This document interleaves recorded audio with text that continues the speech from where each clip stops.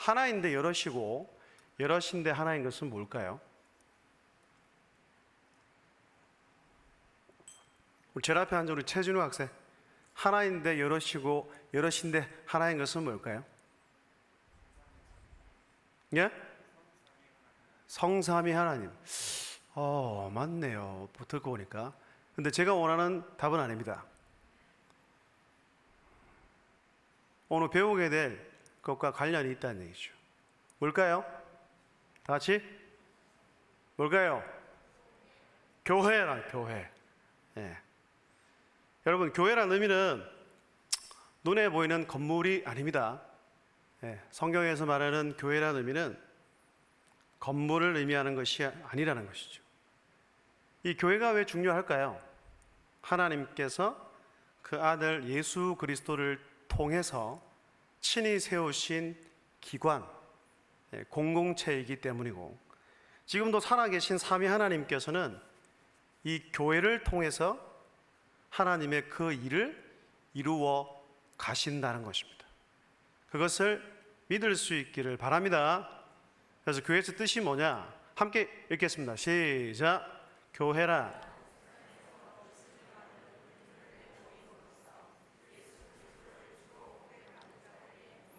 제가 한번 더 읽을게요. 세상에서 부르심을 받은, 누가요? 여러분과 제가, 하나님께서 여러분들을 부르셨다는 얘기예요. 그래서 둘 이상의 회중들의 모임으로서 예수 그리스도를 주로, 구약에 나타나는 메시아, 구원자, 주인, 왕으로 뭐하는 자들? 믿음으로 고백하는 자들의 모임이 교회라는 것입니다. 그래서 교회의 주인은 누굽니까? 예수 그리스도라는 얘기이지요. 그러니까 우리가 믿음의 이 시작점도 하나님으로부터 시작되었다는 것을 우리 놓쳐서는 안 됩니다. 또 이 교회를 정하고 이 교회를 선택해서 이 교회 안에서 신앙생활을 할 수 있는 것 또한 내가 잘나서 내가 선택해서 우리 모든 민족 교회 안에서 신앙생활을 하는 게 아니라는 것입니다. 믿음의 시작과 믿음의 과정과 믿음의 끝이 모두 삼위 하나님의 역사임을 믿을 수 있기를 주의 이름으로 축복합니다. 그래서 바울은 이 교회를 몸으로 비유하고 있다니. 성경 구절 함께 읽겠습니다. 고린도서 12장 12절 시작. 몸은 하나인데 많은 지체가 있고 몸의 지체가 많으나 한 몸임과 같이 그리스도도 그러하니라. 그 다음 27절도 시작. 너희는 그리스도의 몸이요 지체의 각 부분이라. 아멘. 저와 여러분은 그리스도의 몸이며 여러분 한 사람 한 사람은 그 몸의 각 지체라는 것을 믿을 수 있기를 바랍니다. 그래서 그런 의미에서 우리는 한 몸, 우리는 한 공동체, 우리는 예수 그리스도의 피로 맺어진 영원한 관계, 우리는 뗄래야 뗄 수가 없는 관계입니다. 이 지상에서뿐만 아니라 저 하나님 나라에 가서도 같은 가족으로 살아가야 될 사람들이기 때문에 너무나 소중하다는 얘기예요. 예수 가족이 되었다는 사실을 믿으셔야 합니다. 여러분, 이 흔히를 보세요. 교회 안에는 정말로 다양한 사람들이 존재하죠. 그죠? 어린아이부터 노인들까지 아픈 사람도 있을 수 있고요. 또 믿음의 분량이 좋은 사람도 있을 수 있고 좋지 않은 사람들도 있을 수 있고요. 근데 그게 바로 교회다는 얘기예요. 머리이신 예수 그리스도, 이 교회의 주인이신 예수 그리스도를 믿고 함께, 내가 달란트가 부족하고 내 능력이 부족하지만 다 같이 함께 우리의 목표점인 머리이신 그리스도에게까지 자라가야 한다는 것입니다. 그래서 그게 교회라는 사실이에요. 목사 한 명이 이 교회를 이끌어가는 것이 아니라는 겁니다. 여러분 자신이 생각할 때 내가 아무것도 아닌 것 같고 잘하는 거 없다고 하지만 그럼에도 불구하고 여러분들은 하나님께서 선택하셨기 때문에 굉장히 소중한 존재라는 사실을 믿으셔야 한다는 것입니다. 아니, 내까지 이게 뭐 있겠노, 이게요. 내가 뭘 할 수 있겠노, 이렇게 생각하시면 안 된다는 거예요. 휴지 하나를 주어도 이 몸된 교회를 위해서 내게 섬길 수 있는 것들을 여러분들이 찾으셔야 한다는 거예요. 다시 말해, 이 교회를 세워가는 것은 물론 우리 주님이 하시고 삼위 하나님이 하시지만 여러분들이 각자 받은 은사를 가지고 함께 세워나가는 교회가 진짜 하나님이 원하시는 교회, 그 교회가 하나님이 보시기에 강한 교회인 줄로 믿습니다. 그런 교회가 우리 모든 민족교회가 될 수 있기를 주의 이름으로 축복합니다. 그래서 성경 말씀 보세요. 에베소서 2장 22절 함께 읽겠습니다. 시작.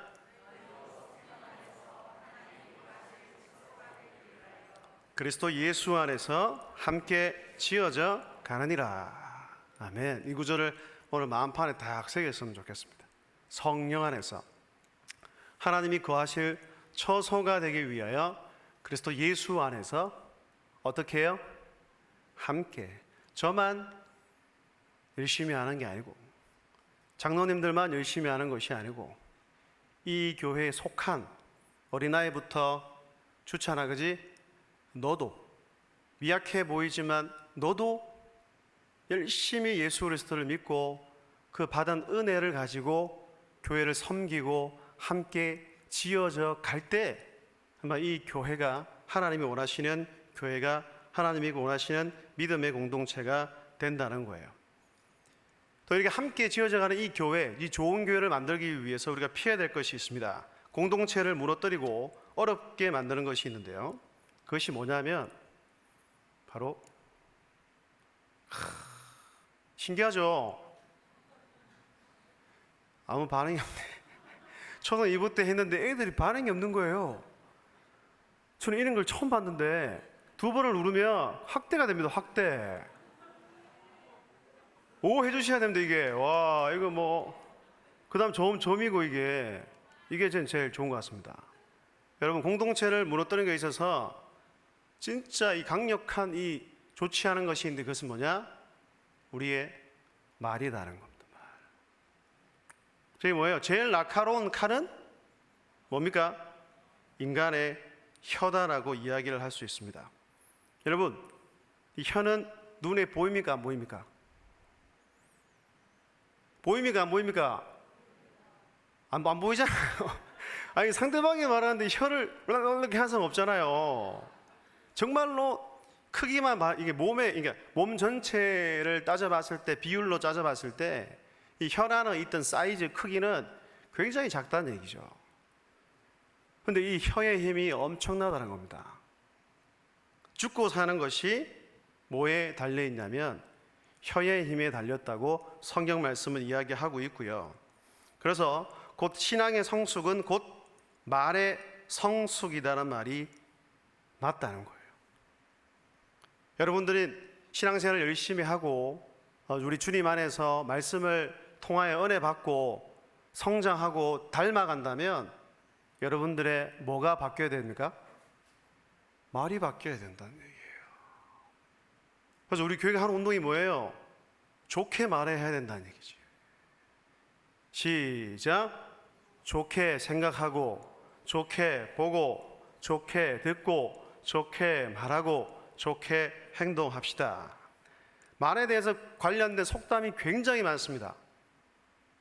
굉장히 많다는 것은 그만큼 이 말이, 혀가 우리 인간에 있어서, 우리 삶에 있어서 굉장히 중요하다는 것입니다. 이런 말이 있어요. 말은 사람의 입에서 태어났다가 사람의 귀에서 죽는다.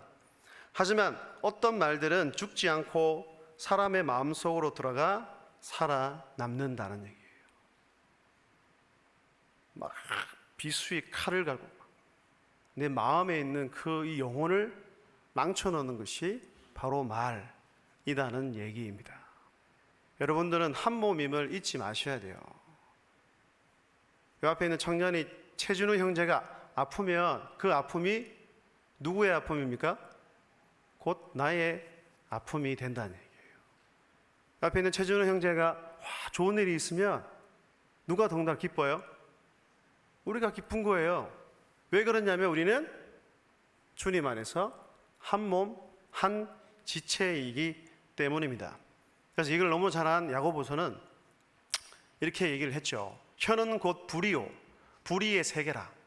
혀는 우리 지체 중에서 온몸을 더럽히고 삶의 수레바퀴를 불사르나니 그 사라는 것이 지옥불에서 나느니라 라고 말씀하고 있습니다. 말이 우리의 삶의 형태를 아주 박살낸다는 것입니다.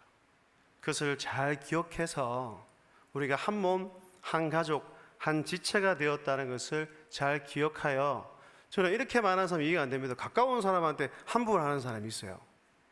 여러분, 그건 정말로 잘못된 것입니다. 같은 믿음의 동료끼리, 같은 가족끼리 더 예의를 지키시고 존중하셔야 된다는 거예요. 그래서 좋은 말들을 많이 나누고 서로를 위해서 기도하며 아픈 형제, 또 괴로운 일 당하고 어려운 일 당하는 우리 식구들이 있다면 정말로 마음 아파하며 함께 위로하고 함께 기도하는 그런 좋은 교회가 되었으면 좋겠습니다. 우리는 계속해서 그 사도신경의 어떤 끝부분을 살펴보고 있습니다.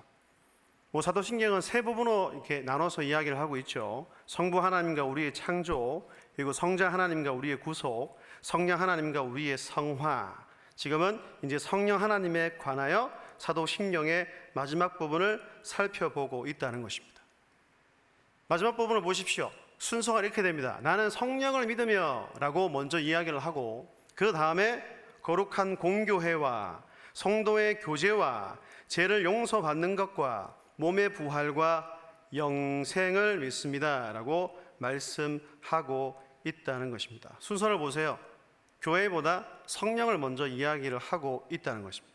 이것은 굉장히 성경적으로 맞는 거고 굉장히 자연스러운 일입니다. 왜냐하면 성령께서 행하신 일이 바로 이 신약의 교회를 세우는 일이기 때문에 그렇다는 것입니다. 오순절 날에 임하신 성령께서 그 사도들의 그 복음, 그 방언들을 통하여 신약의 교회를 세우셨다는 거예요. 그래서 성령의 사역과 이 교회는 뗄래야 뗄 수 없는 아주 중요한 관계라는 것을 우린 사도신경 고백을 통해서도 알 수가 있다는 것입니다. 53문 질문을 보십시오. 질문도 함께 읽겠습니다. 시작.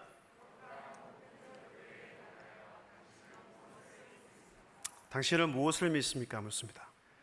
그러면 여기 사문을 자세히 보시면 거룩한 보편적 교회라고 이야기합니다. 보편적 교회를 빼면 무슨 교회죠? 거룩한 교회. 사도신경은 거룩한 공교회라고 이야기를 하고 있다는 얘기예요. 그럼 이 지상에 있는 모든 교회가 거룩한 교회일까요? 우리 교회는 어떻습니까? 거룩합니까?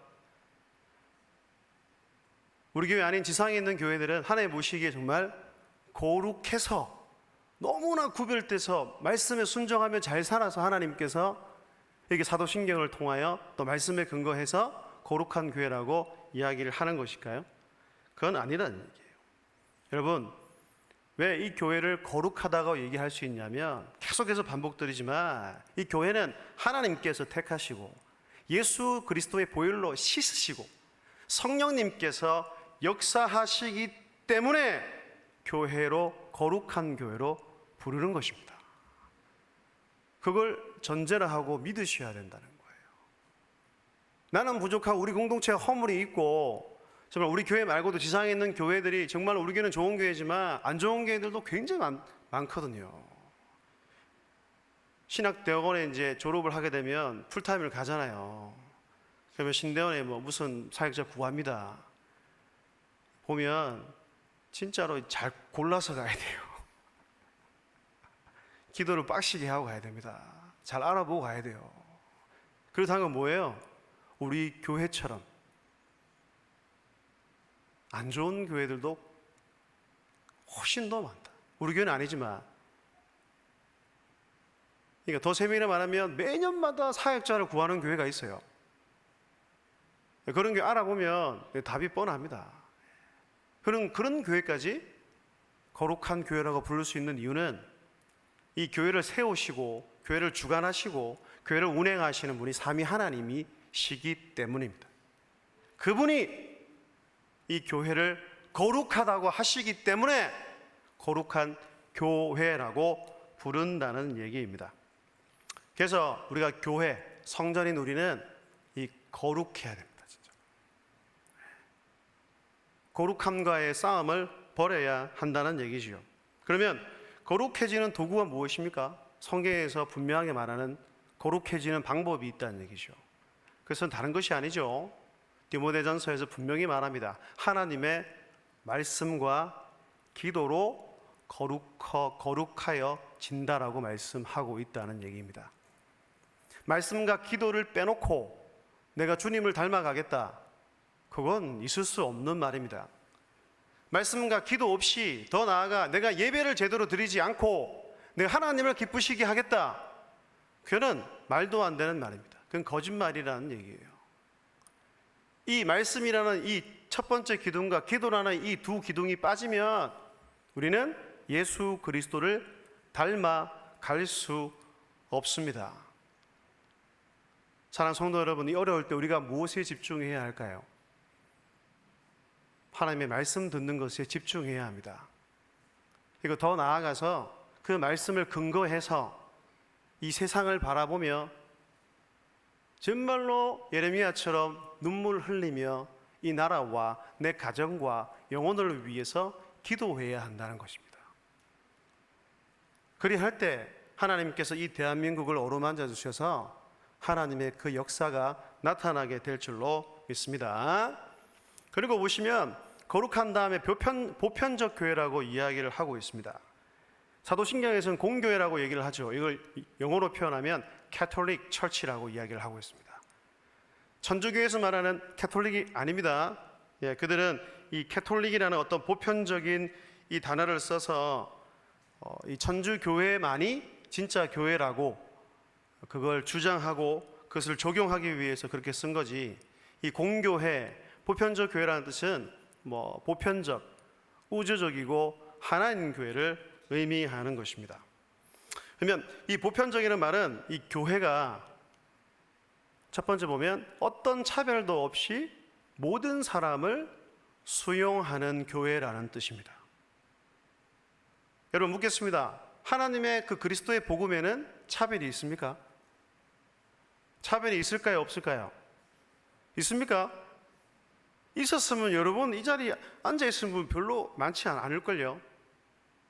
차별하고 무시하고 어떤 것들을 비교해서 여러분들을 부르시고 구원하셨다는 것은 절대로 아니라는 뜻입니다. 교회는 예수 그리스도를 믿는 믿음을 통해 누구나 참여할 수 있는 것입니다. 그것을 믿는다고 이야기를 하는 것이죠. 그리고 두 번째는 뭡니까? 어떤 이 교회의 구성원들뿐만 아니고 어떤 구원에 있어서도 또 진리에 있어서도 보편적이고 우주적이다라고 이야기를 하고 있는 겁니다. 그러니까 어느 한 교회에만 구원이 있고 어느 한 교회만 진리를 가르친다고 주장하는 것은 옳은 이야기입니까? 아주 잘못된 이야기입니까? 아주 잘못된 이야기고, 그것을 주장하는 집단들은 이단이라는 얘기예요. 이단들이 이렇게 얘기하잖아요. 우리 교회 와야 구원을 얻을 수 있다는 것입니다. 우리 교회 와야 천국의 기업을 누릴 수 있다는 것입니다. 그 말을 뒤집어서 말하면 그 교회가 아니고 그 교회가 아니면 구원을 못 받는다는 이야기죠. 그것은 잘못됐다는 얘기입니다. 그리고 세 번째는 다 같은 하나님의 교회라는 것입니다. 여러분, 교회는 우주적으로 표현하면 하나입니다. 하나. 왜 그렇게 말할 수 있냐면 사람의 교회가 아니고 모든 민족교회도 주님의 교회고, 옆에 있는 교회도 주님의 교회이고, 서울에 있는 것도 주님의 교회이고, 미국에 있는 것도 주님의 교회이기 때문입니다. 지상에 있는 모든 교회가 단 하나의 교회, 하나님이 교회, 주님의 교회임을 우리는 믿어야 한다는 것입니다. 그렇기 때문에 우리 교회만 잘 되면 될까요? 안 될까요? 안 된다는 얘기예요. 그래서 우리 교단에서 뭐 최대라도 우리 교회는 숫자도로 보면 뭐 재정적으로 봐도 작은 교회가 아닙니다. 그래서 이런 큰 교회가 주의 어려운 이웃 있는 교회를 돕고 그 이웃 사랑을 실천해 나가야 한다는 거예요. 그게 하나님이 기쁘시게 하는 일입니다. 한 번 더 말씀드리지만 하나님의 사랑과 이웃 사랑은 하나예요. 하나. 연결되어 있다는 것입니다. 하나님을 사랑하는데 이웃을 사랑하지 않는다. 이웃을 진짜 내 몸과 같이 사랑하는데 하나님을 사랑하지 않는다. 그것은 있을 수 없는 일이라는 것입니다. 그러면 54문의 답변을 한번 다 같이 읽겠습니다. 시작. 나는 하나님의 아들이 세상의 처음부터 마지막 날까지 모든 인류 가운데서 영생을 위하여 선택하신 교회를 참된 믿음으로 하나가 되도록 보호하고 보존하심을 믿습니다. 나도 지금 이 교회에 살아있는 지체이며 영원히 그러할 것을 믿습니다. 그런데 왜 이렇게 길죠, 그죠? 제가 봐도 이게 무슨 말이야 도대체?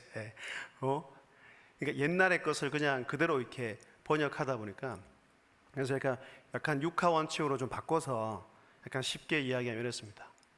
누가 하면 여러분들이 답을 읽어주세요. 누가?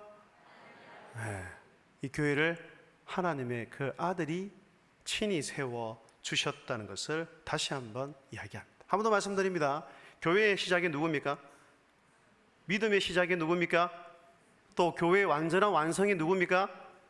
예수 그리스도라는 얘기예요. 그걸 부인하고 그걸 부정하면 거짓 성도입니다. 그 교회는 진짜 교회가, 참된 교회가 아닙니다. 거짓 교회라는 얘기예요. 여러분, 하나님께서 그 아들을 통해서 친히 세우신다는 거예요. 그래서 아까도 말씀드렸지만 이 교회는 무슨 교회다? 내 교회다? 최진욱 교회다? 아니에요. 주님의 교회, 하나님의 교회라는 얘기예요. 여러분, 교회의 주인은 세상의 역사 처음부터 마지막까지 우리 주님임을 기억하셔야 한다는 얘기예요. 담임 목사도 아니에요. 목사들도 아니에요. 장로님들도 아니에요. 오직 주님만이 이 교회를 만드시고 지금도 역사하는 주인 되심을 우리가 믿어야 한다는 것입니다. 그래서 이 교회는 절대로 사람 중심이 되어서는 안 됩니다. 물론 각자 역할에 있어서 분담을 하고 그 역할을 하는 것은 맞지만, 하지만 결국 그 사람들을 통하여서 이 교회가 하나님의 영광을 나타내기 위해서 존재하는 거지, 이 주님의 교회가 사람의 어떤 유익을 얻고 빛을 발하기 위해서 존재하는 것이 아님을 우리는 알아야 된다는 얘기예요. 그래서 사람 중심이 아니고 하나님 중심. 그럼 기도해야 되잖아요. 그리고 말씀 중심. 말씀 안에서 진리를 계속해서 찾아 나가야 하는 것이 우리가 해야 될 일이라는 것입니다. 그럼 두 번째, 언제? 다시 할게요. 언제요? 마지막 날까지. 주님께서 세상의 처음부터 마지막 날까지 교회를 세우십니다. 여러분의 눈으로 볼 때 비록 이 세상에 있는 교회가 아주 약하고 희미하게 보이는 경우도 있지만, 하나님의 교회는 첫날부터, 세상의 첫날부터 마지막 날까지 항상 있을 줄로 믿습니다. 주님이 오시는 그날까지 교회가 존재한다는 사실을 믿을 수 있기를 바랍니다. 믿음으로 이것을 고백하는 거예요. 그런데 우리 처한 현실이 어떻습니까? 점점 교회가 줄어들고 있는데, 이제는 이 나라가 교회를 핍박하기 시작했는데, 어떤 이 교회의 존재는 여러분 우리에게 있는 것이 아닙니다. 이것이 영원한 이유는 뭐예요? 우리 하나님이 영원하시고 우리 주님이 영원하시고 우리가 믿는 주의 말씀이, 그 복음이 영원하시기 때문입니다. 이와 같은 좀 약간 비슷한 비유적으로 한 번 더 말씀을 드리면, 우리 주님께서는 천국 비유로 말씀하실 때 겨자씨 비유를 드셨거든요. 누가복음 13장 18절과 19절을 함께 읽겠습니다. 시작. 그러므로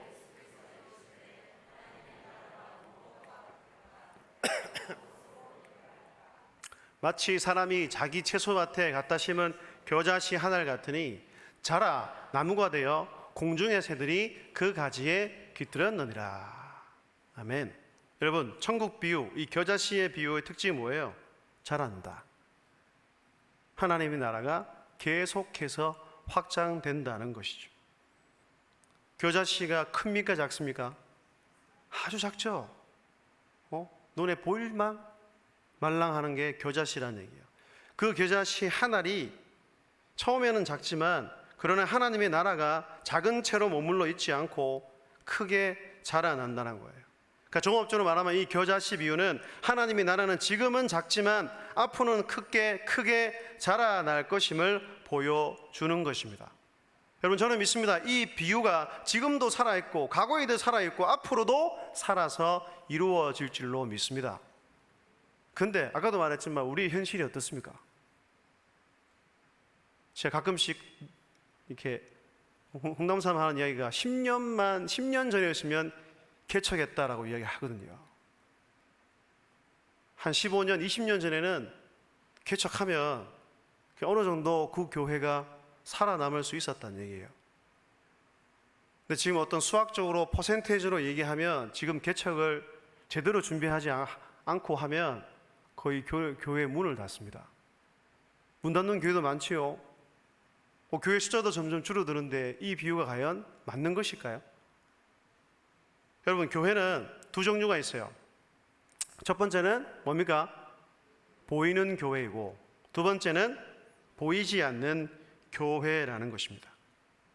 우리가 이 비유를 볼 때 잘못된 해석을 할 때가 굉장히 많이 있다는 것입니다. 단순히 어떤 사람의 눈에 보이는 숫자의 개념으로 생각한다는 얘기예요. 계속해서 사람들이 늘어나면 또 교회가 계속해서 많아지면 그게 이 비유의 옳은 답이라고 이야기할지 모르지만 그것은 아니라는 것입니다. 보이지 않는 교회가 있다는 얘기예요. 쉽게 한마디로 말씀드리면 진짜 성도들은, 참 믿음의 사람들은 계속해서 늘어나고 있고 자라나고 있다는 것입니다. 여러분, 이 믿음이라는 게 참 신기한 것 같아요. 우리 대한민국의 이 부흥의 역사 있었을 때가 언제입니까? 경제가 막 너무 잘 나갈 때입니까? 전쟁도 없고 너무 편안할 때입니까? 아니란 얘기잖아요. 6.25 때, 3.1, 일본 일제 치하에 있을 때, 그 외에 여러 가지 고통당할 때 오히려 이 믿음이라는 것이 점점 빛을 발하기 시작했다는 것입니다. 그래서 이 보이는 교회는 수많은 교회일 수 있지만 보이지 않는 교회는 단 하나라는 것입니다. 보이지 않는 교회는 교회의 어떤 조직과 제도가 아닌 성령님의 질서와 은혜의 원리에 따라 움직입니다. 외부 환경에 상관없이 계속해서 자라나고 고난 중에도 점점 자라나고 있다는 얘기예요. 그래서 이 보이지 않는 이 교회가 다름 아닌 하나님의 나라라는 것입니다. 여러분, 믿으세요. 하나님의 나라는 어떤 상황, 어떤 환경 속에도 쉼없이 자라고 있습니다. 왜냐하면 그 복음의 능력과 구원의 역사는 멈춘 적이 없기 때문입니다. 앞으로도 멈추지 않을 것입니다. 그것을 믿으셔야 한다는 얘기예요. 여러분, 사람 눈에 보이는 숫자가 다가 아닙니다. 이 비유를 통해서 알 수 있는 게 뭐예요? 하나님께서는 진짜 성도를 찾고 있다는 겁니다. 진짜 믿음의 사람들을 보신다는 겁니다. 쭉종이가 아니라 진짜 알곡을 찾고 있다는 거예요. 소원하기는 이 자리에 앉아있는 우리 모든 성도들이 하나님이 찾으시는 알곡이 될 수 있기를 주의 이름으로 축복합니다. 그래서 여러분들을 통하여, 여러분들을 사용하셔서, 우리 교회를 사용하셔서 이 보이지 않는 이 하나님의 이 나라, 이 복음의 역사가 계속해서 만방에 전파될 수 있기를 주의 이름으로 축복합니다. 그러면 어디서 모든 인류 가운데서, 아까 말씀드렸죠, 차별이 없고 모든 인류 가운데서 우리 하나님께서 지금도 부르고 계시다. 무엇을 위해서? 영생을 위하여 선택하신 교회. 하나님이 선택하셨어요. 그래서 뭘 주시려고? 영원한 생명을 주시려고. 어떻게 해요? 다 같이 시작. 참된 믿음으로 하나가 되도록 그의 말씀과 성령으로. 하나님 나라를 이루어가는 데 있어서 빠질 수 없는 게 뭡니까? 말씀과 성령이라는 얘기입니다. 특히 이 말씀이 너무나 중요하다는 것을 여러분들이 아시고 믿으셔야 한다는 것입니다. 그래서 여러분들 기도를 계속 해주셔야 돼요. 이 강단에서 진짜 하나님의 진리의 말씀이 선포될 수 있도록 기도하셔야 합니다. 바른 말씀, 합당한 말씀이 있는 교회가 참된 교회인 줄로 믿습니다. 그런 교회에 하나님께서 성령을 통하여 역사하시는 줄로 믿습니다. 이것을 믿으셔야 한다는 겁니다. 그런 의미에서 우리 교회는 얼마나 좋은 교회입니까? 그죠? 말씀에 근거하여 성령 하나님을 통하여 바른 진리의 말씀이 선포되고 있다는 얘기예요. 여러분 귀를 즐겁게 해주는 말씀이 좋습니까? 아니에요. 여러분들 영혼을 살리는 말씀이 좋은 거예요.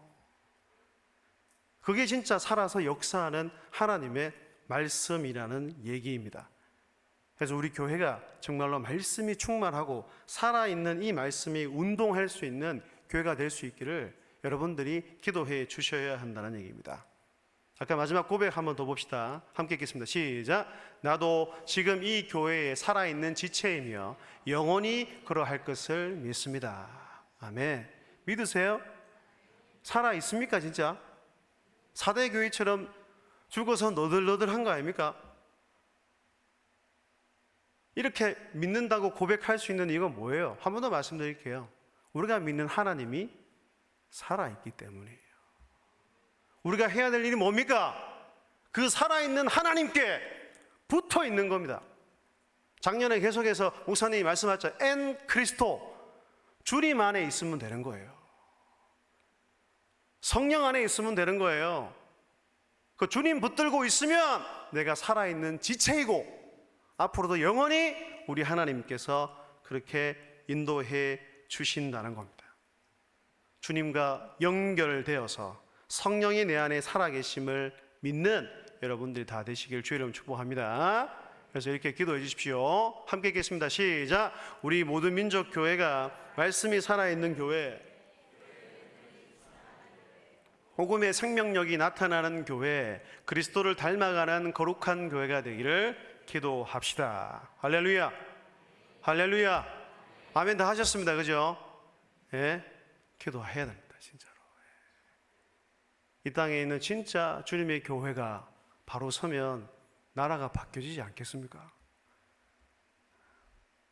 먼저 공동체가 아니라 나 자신만이라도 진짜 말씀 안에서 참된 변화가 일어난다면 내 가정이 조금 더 변화되지 않겠습니까? 내 직장이 조금 더 바뀌어지지 않겠습니까? 나와 함께 일하는 그 사람들이 조금 더 변화되지 않겠습니까? 그것을 믿고 기도하는 우리 모두가 되어야 한다는 것입니다. 55분 질문 보세요. 성도의 교제를 당신은 어떻게 이해합니까? 첫째, 함께 읽겠습니다. 시작.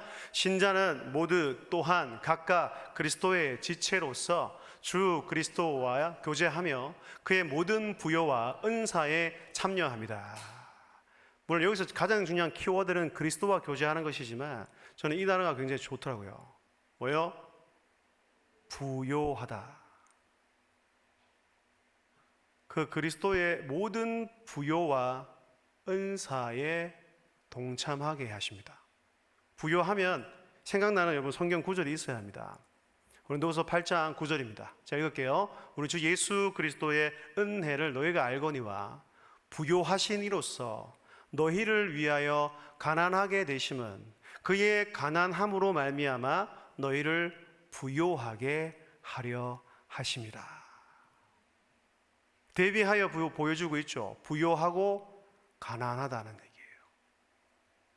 우리가 믿는 그리스도께서는 모든 것을 가지신 분이잖아요. 이 세상을 창조하셨으니까. 그런데 그분은 자발적으로 우리를 위하여, 저와 여러분들을 위해서 진짜 가난하셨고 더 나아가 죽기까지 하셨다는 얘기입니다. 그를 통하여서 그분의 가난해지심으로써 누가 부유하게 되었습니까? 바로 오늘 설교를 하고 있는 이 목사가, 여러분들이 부요한 자가 되었다는 거예요. 이것은 돈이 많은 의미가 아닙니다. 여러분, 제발 영적으로 부유한 게 우리가 받은 복이라는 얘기예요. 저는 돈 많은 사람 부럽지가 않아요. 결국 다 놓고 가야 되는데 그것 때문에 지지를 싸우다가 망하는 사람들 많이 봤어요. 심지어는 교회 안에도 그런 부류들이 있다는 것입니다. 얼마나 안타까운 일입니까? 이 말씀을 보면서 여러분 어떤 생각이 드십니까? 정말 여러분들은 영적으로 부유한 자이십니까?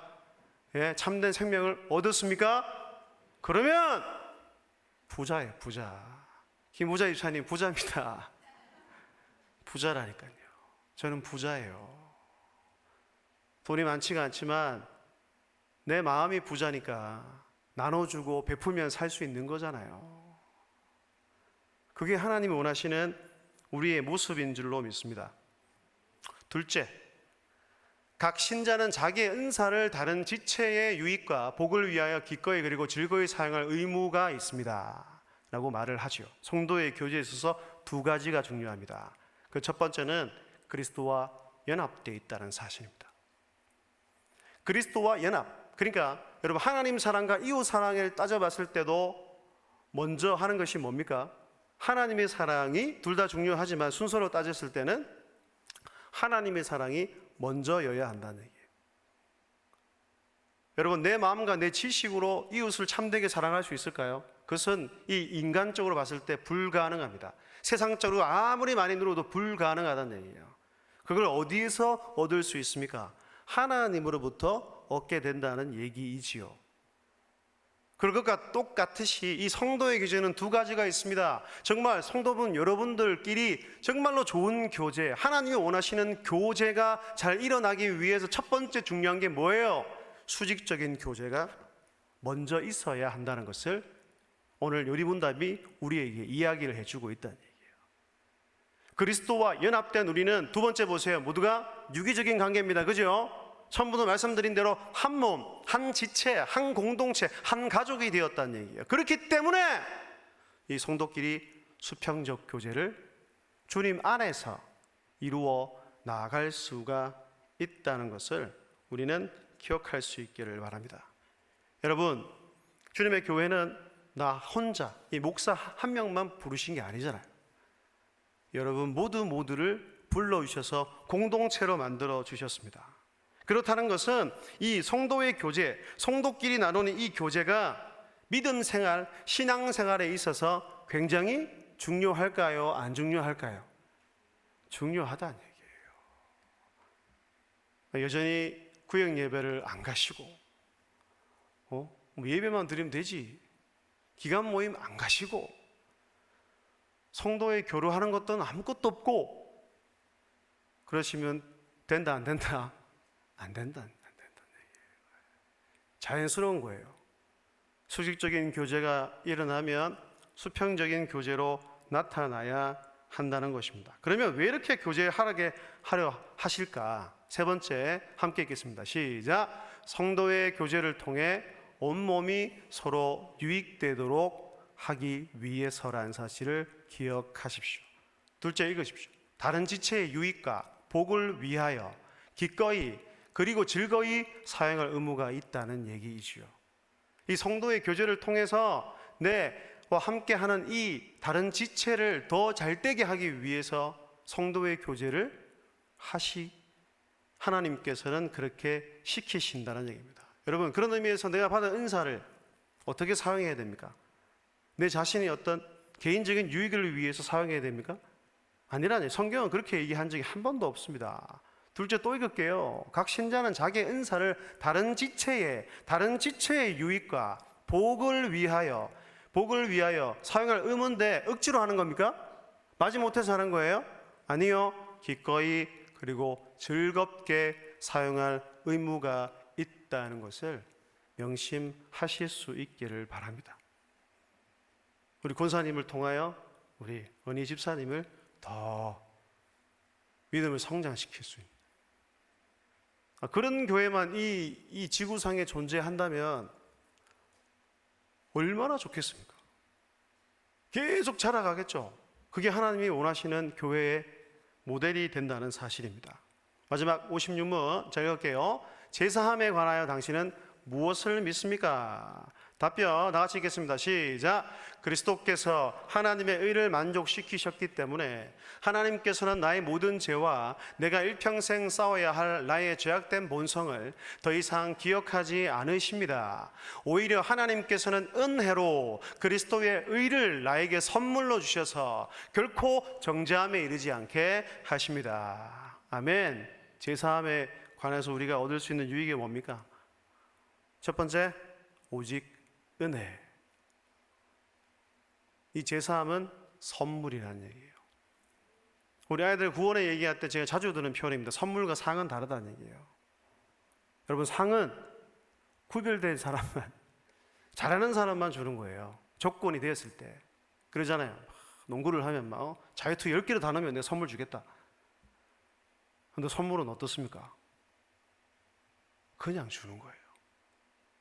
그걸 믿음으로 수용하고 받기만 하면 됩니다.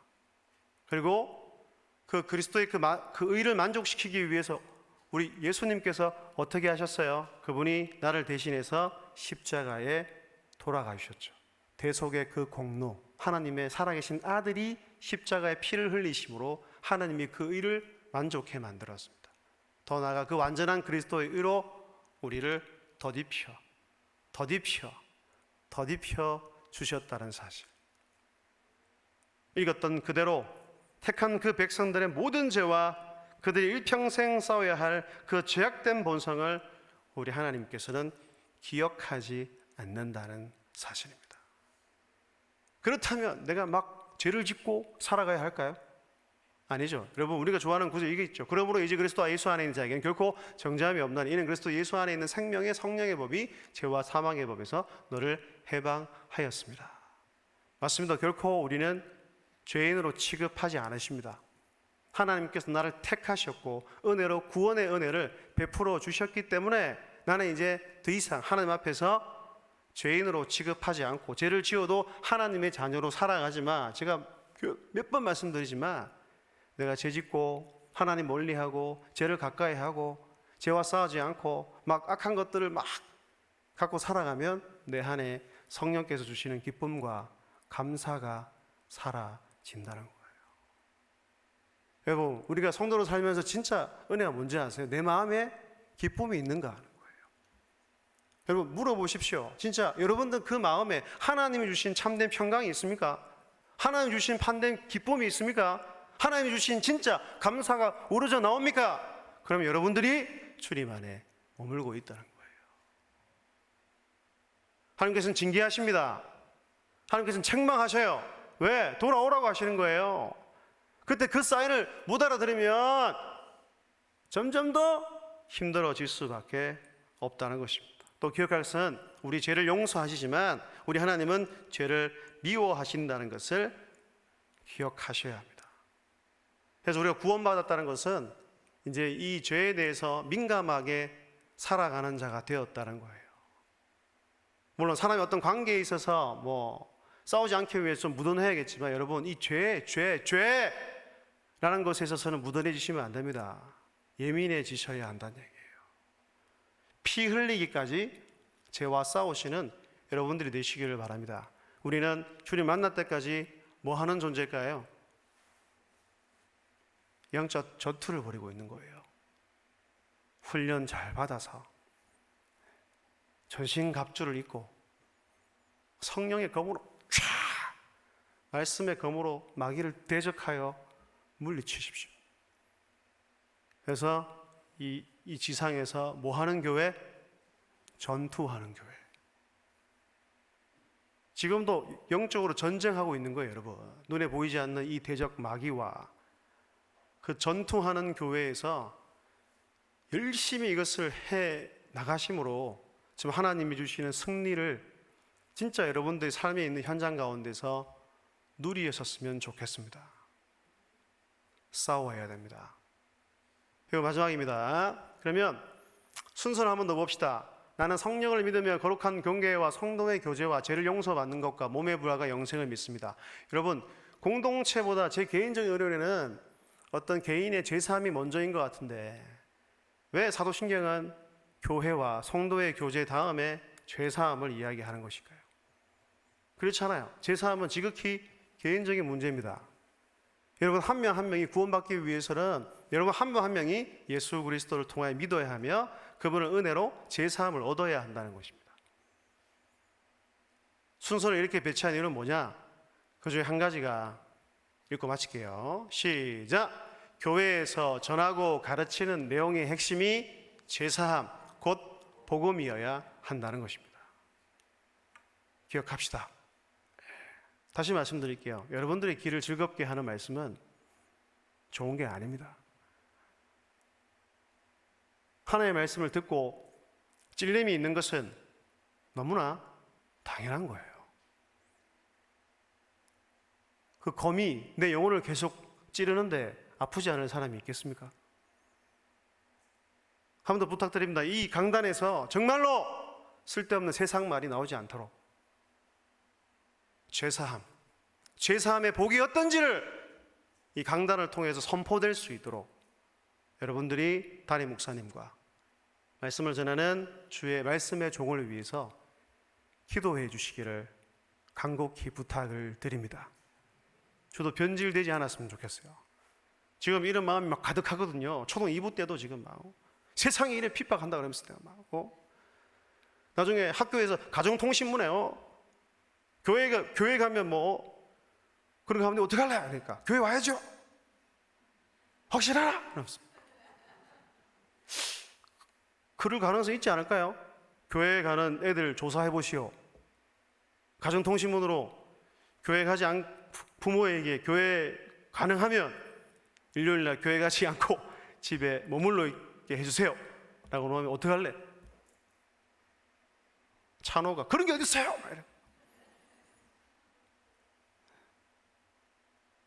가르쳐요. 진짜. 죄 지적하고요, 회개하고 회개 선포하고 구원에 대해서 얘기하고 복음의 선포돼야 한다는 거예요. 그래야 여러분들 영이 살 줄로 믿습니다.